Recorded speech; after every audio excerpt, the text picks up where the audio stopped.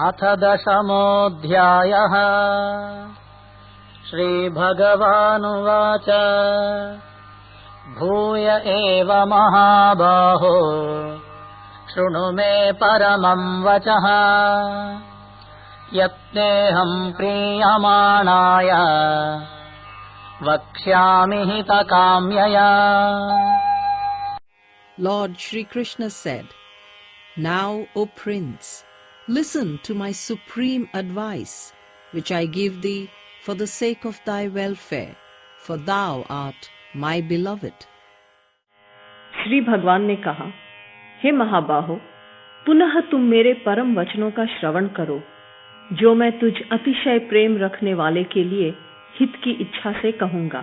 न मे विदुःसुरगणाः प्रभवं न महर्षयः अहमादिर्हि देवानां महर्षीणां च सर्वशः।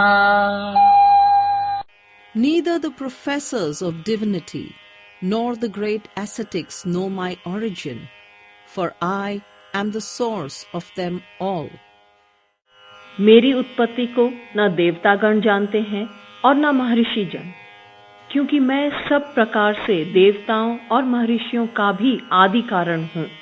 यो मामजमनादिं च वेत्ति लोकमहेश्वरम् असम्मूढसमर्थ्येषु सर्वपापैः प्रमुच्यते। He who knows me as the unborn, without beginning, the Lord of the universe, he, stripped of his delusion, becomes free from all conceivable sin. जो मुझे अजन्मा, अनादि और लोकों के महान ईश्वर के रूप में जानता है, मर्त्य मनुष्यों में ऐसा सम्मोह रहित ज्ञानी पुरुष सब पापों से मुक्त हो जाता है। बुद्धिर्ज्ञानमसम्मोहः क्षमा सत्यं दमः शमः सुखं दुःखं भवो भावः भयं च भयमेव च। Intelligence, wisdom, non-illusion, forgiveness, truth, self-control, calmness, pleasure, pain, birth, death, fear and fearlessness. बुद्धि, ज्ञान, मोह का अभाव, क्षमा, सत्य, दम, शम, सुख, दुख, जन्म और मृत्यु, भय और अभय। अहिंसा समता तुष्टिः तपोदानं यशो यशः भवन्ति भावा भूतानां मत्त एव पृथग्विधाः। Harmlessness, equanimity, contentment, austerity, beneficence, fame and failure, all these, the characteristics of beings, spring from me only. अहिंसा, समता, संतोष, तप, दान, यश और अपयश, ऐसे ये प्राणियों के नानाविध भाव मुझसे ही प्रकट होते हैं। महर्षयः सप्त पूर्वे चत्वारो मनवस्तथा मद्भावा मानसा जाताः तेषां लोक इमाः प्रजाः। The seven great seers, the progenitors of mankind, the ancient four, and the lawgivers were born of my will and come forth direct from me. The race of mankind has sprung from them. 7 महर्षि जन, पूर्व काल के 4 सनकादि तथा 14 मनु, ये मेरे प्रभाव वाले, मेरे संकल्प से उत्पन्न हुए हैं, जिनकी संसार में यह प्रजा है। एतां विभूतिं योगं च मम यो वेत्ति तत्त्वतः सोऽविकम्पेन योगेन युज्यते नात्र संशयः। He who rightly understands my manifested glory and my creative power, beyond doubt attains perfect peace. जो पुरुष इस मेरी विभूति और योग को तत्व से जानता है, वह पुरुष अविकल्प योग अर्थात निश्चल ध्यान योग से युक्त हो जाता है। इसमें कुछ भी संशय नहीं है। अहं सर्वस्य प्रभवः मत्तः सर्वं प्रवर्तते इति मत्वा भजन्ते मां बुधा भावसमन्विताः। I am the source of all. From me everything flows. Therefore, the wise worship me with unchanging devotion. मैं ही सबका प्रभव स्थान हूँ। मुझसे ही सब जगत विकास को प्राप्त होता है। इस प्रकार जानकर बुद्धजन भक्ति भाव से युक्त होकर मुझे ही भजते हैं। मच्चित्ता मद्गतः प्राणाः बोधयन्तः परस्परम् कथयन्तश्च मां नित्यम् तुष्यन्ति च रमन्ति च। With minds concentrated on me, with lives absorbed in me, and enlightening each other, they ever feel content and happy. मुझ में ही चित्त को स्थिर करने वाले और मुझ में ही प्राणों को अर्पित करने वाले भक्तजन सदैव परस्पर मेरा बोध कराते हुए, मेरे ही विषय में कथन करते हुए संतुष्ट होते हैं और रमते हैं। येषां सततयुक्तानां भजतां प्रीतिपूर्वकम् ददामि बुद्धियोगं तं येन मामुपयान्ति ते। To those who are always devout and who worship me with love, I give the power of discrimination, which leads them to me. उन नित्य युक्त हुए और प्रेम पूर्वक मेरा भजन करने वाले भक्तों को मैं वह बुद्धि योग देता हूँ जिससे वे मुझे प्राप्त होते हैं। तेषामेवानुकम्पार्थम् अहमज्ञानजन्तमः नाशयाम्यात्मभावस्थः ज्ञानदीपेन भास्वत। By my grace, I live in their hearts, and I dispel the darkness of ignorance by the shining light of wisdom. उनके ऊपर अनुग्रह करने के लिए मैं उनके अंतःकरण में स्थित होकर अज्ञान जनित अंधकार को प्रकाशमय ज्ञान के दीपक द्वारा नष्ट करता हूँ। अर्जुन उवाच परं ब्रह्म परं धाम पवित्रं परमं भवान् पुरुषं शाश्वतं दिव्यम् आदिदेवमजं विभुम्। Arjuna asked, Thou art the Supreme Spirit, the eternal home, the holiest of the holy, the eternal divine self, the primal God, the unborn and the omnipresent. Arjuna ने कहा, आप परम ब्रह्म, परम धाम और परम पवित्र हैं, सनातन दिव्य पुरुष, देवों के भी आदि देव, जन्म रहित और सर्वव्यापी हैं। आहुस्त्वां ऋषयः सर्वे देवर्षिर्नारदस्तथा असितो देवलो व्यासः स्वयं चैव ब्रवीषि मे। So have said the seers and the divine sage Narada, as well as Asita, Devala and Vyasa, and thou thyself also sayest it. ऐसा आपको समस्त ऋषिजन कहते हैं, वैसे ही देवर्षि नारद, असित, देवल ऋषि तथा व्यास और स्वयं आप भी मेरे प्रति कहते हैं। सर्वमेतद्वृतं मन्ये यन्मां वदसि केशव न हि ते भगवन् व्यक्तिम् विदुर्देवानदानवाः। I believe in what thou hast said, my Lord, for neither the godly nor the godless comprehend thy manifestation. हे केशव, जो कुछ भी आप मेरे प्रति कहते हैं, इस सब को मैं सत्य मानता हूँ। हे भगवान, आपके वास्तविक स्वरूप को न देवता जानते हैं और न दानव। स्वयमेवात्मनात्मानम् वेत्थत्वम् पुरुषोत्तम भूतभावन भूतेश देवदेव जगत्पते। Thou alone knowest thyself by the power of thyself. Thou, the Supreme Spirit, the Source and Master of all being, the Lord of Lords, the Ruler of the universe.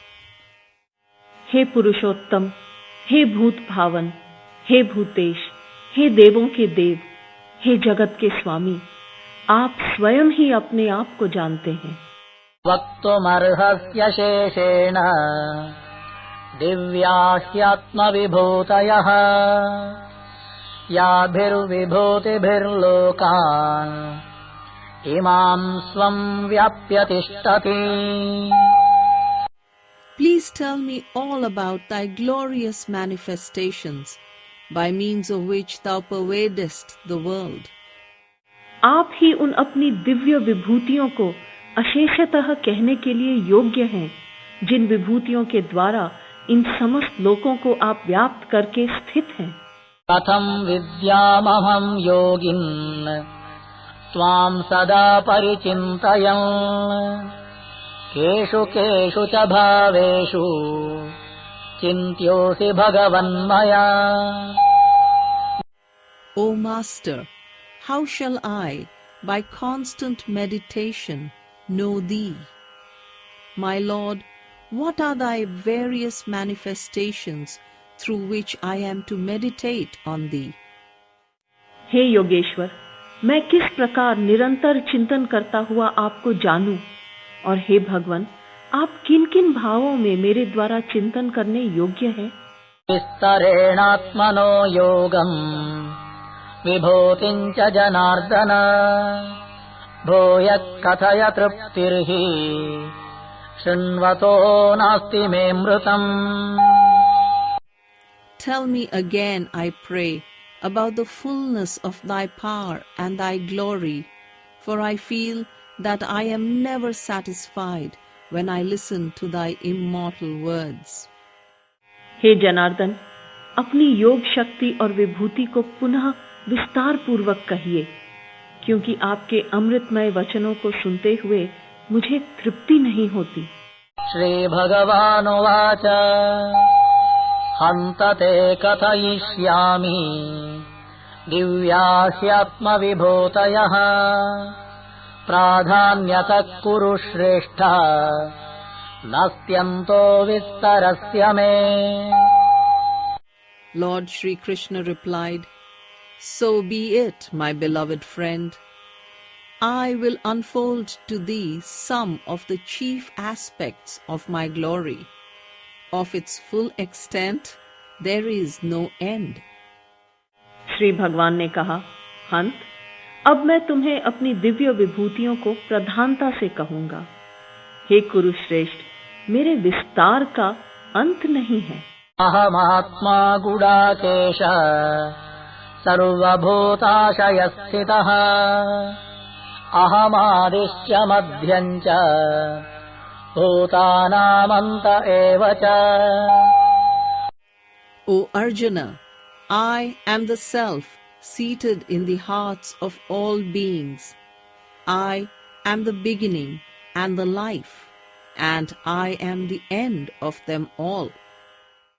हे गुडाकेश, मैं समस्त भूतों के हृदय में स्थित सबकी आत्मा हूँ, तथा संपूर्ण भूतों का आदि, मध्य और अंत भी मैं ही हूँ। आदित्यानामहं विष्णुः ज्योतिषां रविरंशुमान् मरीचिर्मरुतामस्मि नक्षत्राणामहं शशी।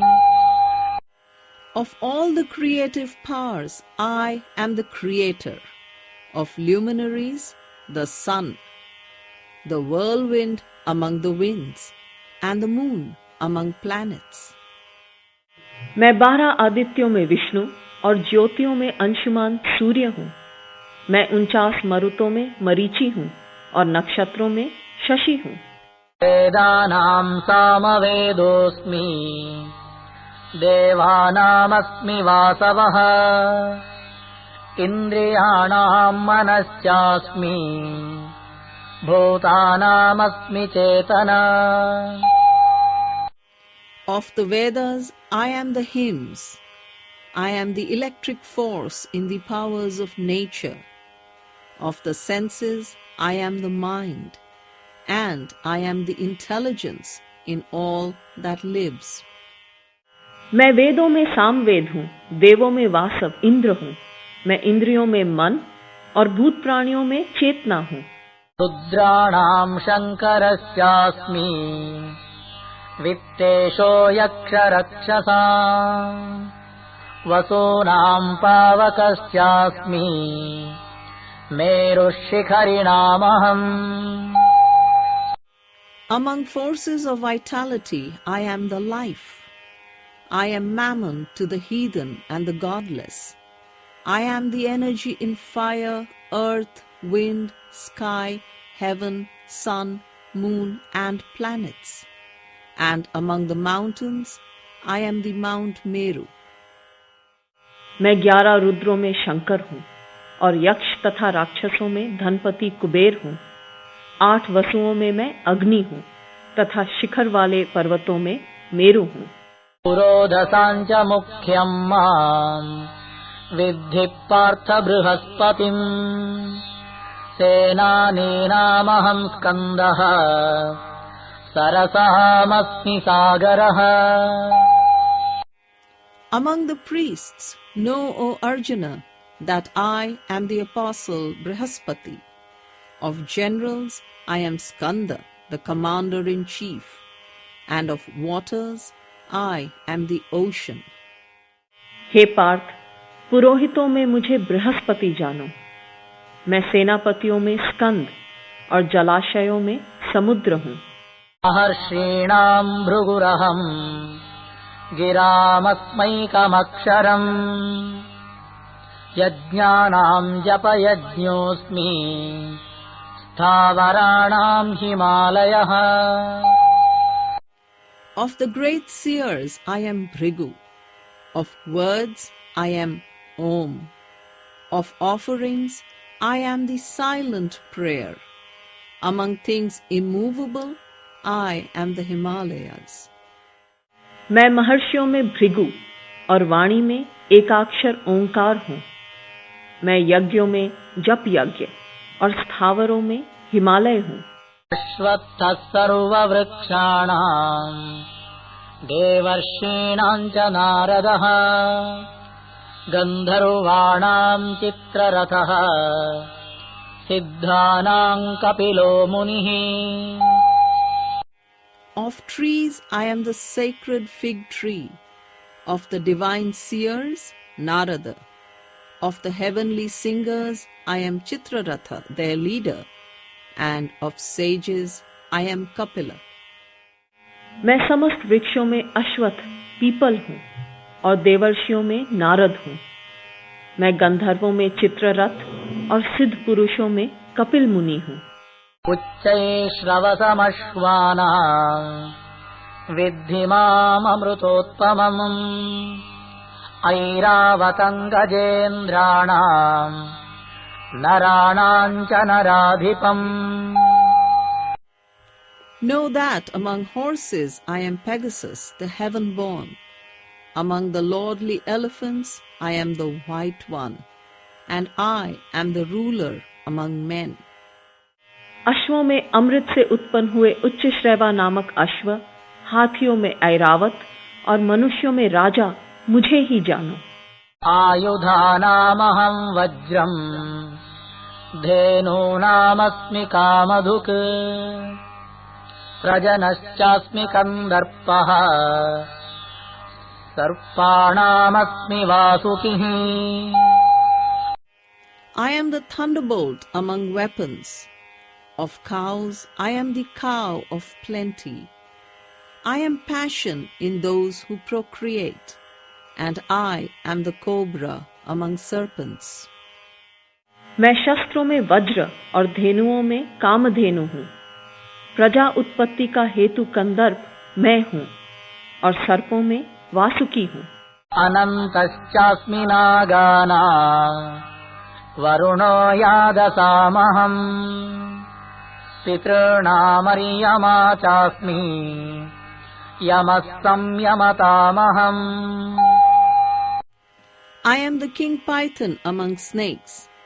I am the aqueous principle among those that live in water.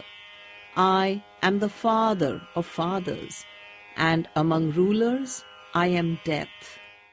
मैं नागों में अनंत शेषनाग हूँ और जल देवताओं में वरुण हूँ।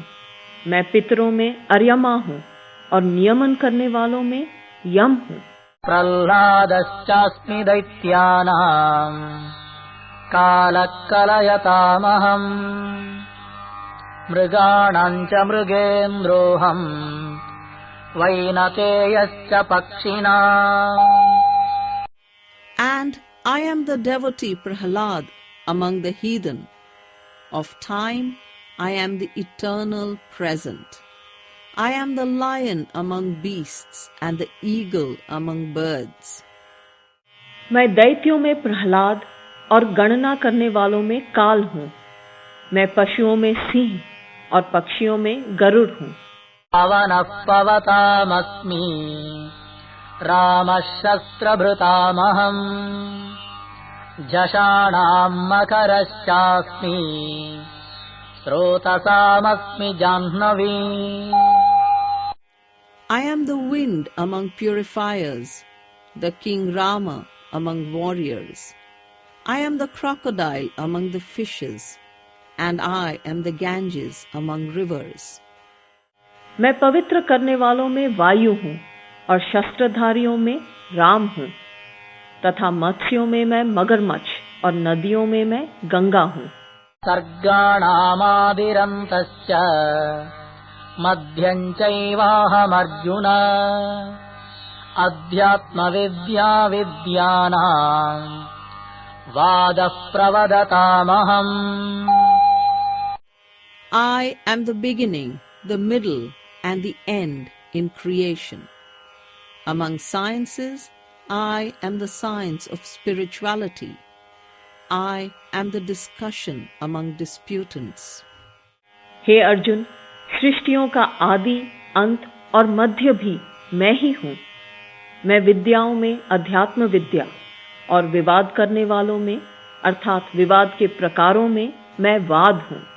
अक्षराणाम् अकारोऽस्मि द्वन्द्वः सामासिकस्य च अहमेवाक्षयः कालः धाताहं विश्वतो मुखः। Of letters, I am A. I am the copulative in compound words. I am time inexhaustible, and I am the all-pervading preserver. मैं अक्षरों में अकार और समासों में द्वंद्व नामक समास हूँ। मैं अक्षय काल और विश्वतोमुख विराट स्वरूप धाता हूँ। मृत्युः सर्वहरश्चाहम् उद्भवश्च भविष्यताम् कीर्तिश्रीवच्च नारीणाम् स्मृतिर्मेधा धृतिक्षमा। I am all-devouring death. I am the origin of all that shall happen. I am fame, fortune, speech, memory, intellect, constancy, and forgiveness. मैं सर्वभक्षक मृत्यु और भविष्य में होने वालों की उत्पत्ति का कारण हूँ। स्त्रियों में कीर्ति, श्री, वाक, स्मृति, मेधा, धृति और क्षमा हूँ। बृहत्साम तथा साम्नाम् गायत्री छन्दसामहम् मासानाम् मार्गशीर्षोऽहम् ऋतूनाम् कुसुमाकरः. Of hymns I am Brihatsama, of meters I am Gayatri. Among the months I am Margashirsha, and I am the spring among seasons. सामों में मैं बृहत साम और छंदों में गायत्री छंद हूँ. मैं मासों में मार्गशीर्ष और ऋतुओं में वसंत हूँ. द्यूतम् चलयतामस्मि तेजस्तेजस्विनामहम् जयोऽस्मि व्यवसायोऽस्मि सत्त्वम् सत्त्ववतामहम्. I am the gambling of the cheat and the splendor of the splendid. I am victory, I am effort, and I am the purity of the pure. मैं छल करने वालों में द्यूत हूँ और तेजस्वियों में तेज हूँ. मैं विजय हूँ, मैं व्यवसाय हूँ और सात्विक पुरुषों का सात्विक भाव हूँ. कृष्णीनाम् वासुदेवोऽस्मि पाण्डवानाम् धनञ्जयः मुनीनामप्यहम् व्यासः कवीनाम् उशना कविः. I am Shri Krishna among the Vishnu clan and Arjuna among the Pandavas. Of the saints I am Vyasa, and I am Shukracharya among the sages. मैं वृष्णियों में वासुदेव हूँ और पांडवों में धनंजय.